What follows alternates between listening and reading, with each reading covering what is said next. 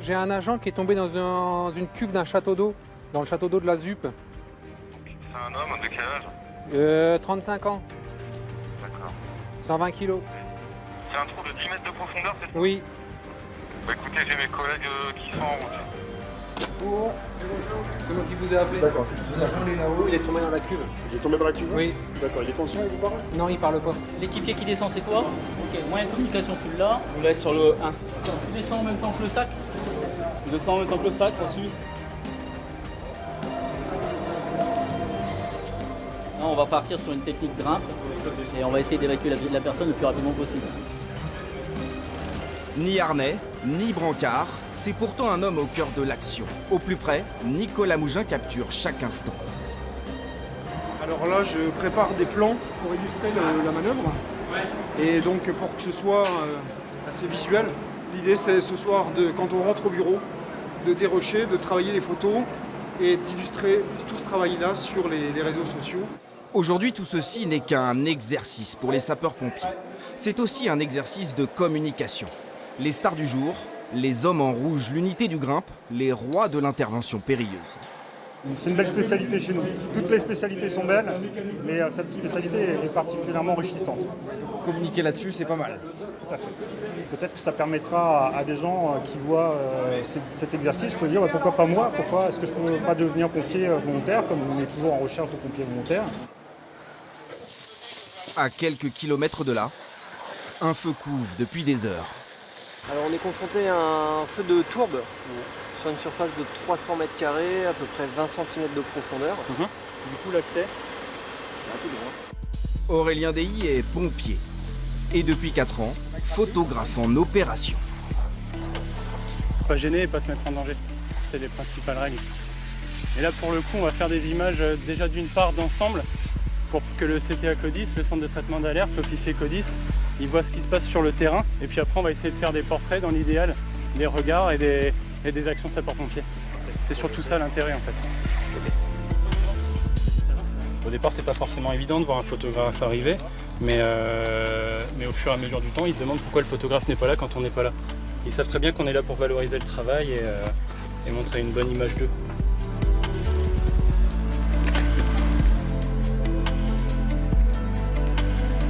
Pour exister, de toute façon, il faut se montrer. Après, c'est mieux de se montrer sur son meilleur jour. Les gendarmes, ils l'ont compris, ils se montrent. Vous verrez de toute façon, à chaque fois, aux actualités, vous voyez un gendarme, plus qu'un pompier. Nous, on est toujours en retrait, en recul. C'est un tort? Oui et non, parce que eux ça fait partie de leur mentalité de travail. Nous, on a d'autres chats à fouetter. Globalement, on peut dire qu'on a rempli la mission, même si ce n'est pas forcément une intervention d'exception, ou en tout cas à caractère exceptionnel. On a les images, on a valorisé les pompiers, on a l'emploi du matériel, donc voilà. Après Nicolas, lui, il se chargera de la communication vers l'extérieur, mais en tout cas, il aura les images. Cet après-midi, les sapeurs-pompiers ont été mobilisés dans la forêt, c'est ça? Dans la forêt de Varluy, suite à un feu de tourbe. Et on ne vend pas l'image des pompiers comme on vend des calendriers. Sur Facebook, Twitter, Snapchat, les pompiers de l'Oise sont des pionniers en France. Une stratégie initiée il y a près de 15 ans par Nicolas Mougin. Autour de lui, photographe, graphiste, pilote de drone, un petit commando prêt à diffuser les événements comme si vous y étiez.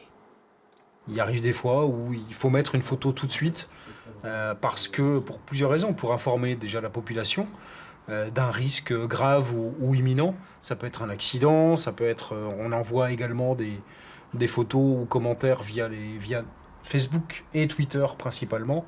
Et bien ça évite aussi toute supputation. Ça, voilà, on a un fait établi. Nous, on traite ce qui est factuel, les faits, rien que les faits.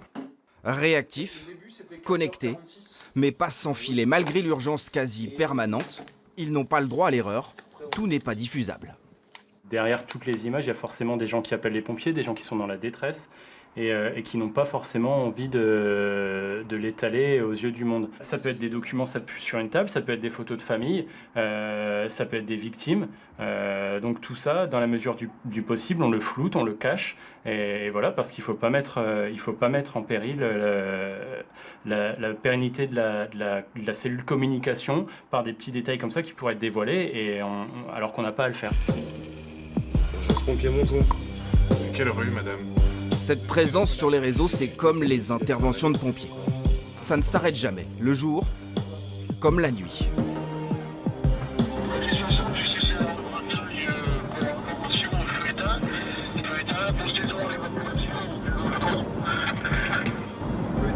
Ouais, c'est ça, feu éteint. Là, en fait, on a plusieurs appels qui sont arrivés au centre de traitement d'appel pour un feu, a priori, dans un local poubelle, accolé à un bâtiment à usage d'habitation.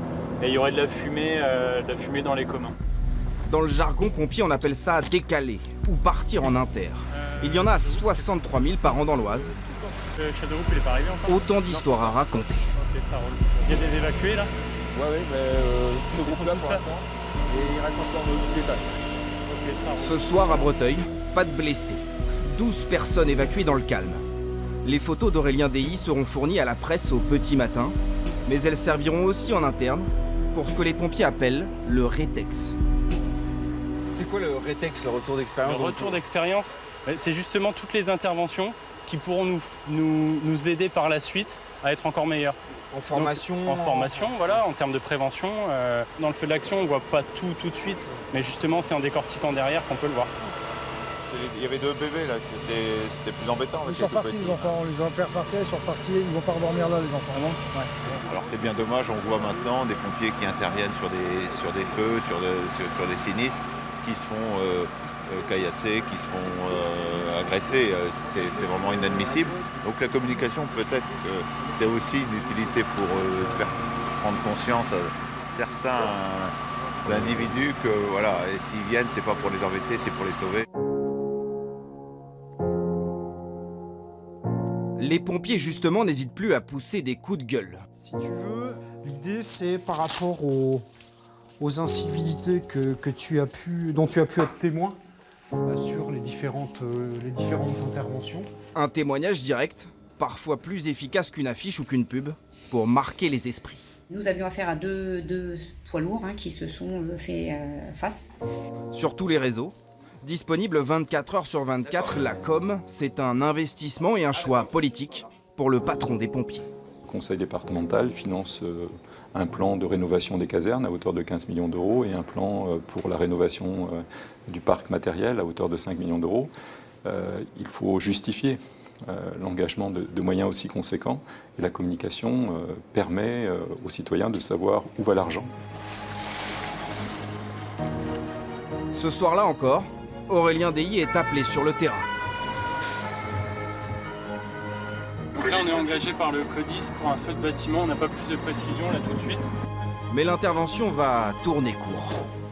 On voit pas de fumée, on voit pas de flamme. Le chef de groupe, il est par là? Pardon? Le chef de groupe, il est par là? Ouais, c'est juste entre les deux façades. Ok, ça brûle? Non, il n'y a rien. Pas de photos et un peu de répit pour une fois. La nuit sera calme.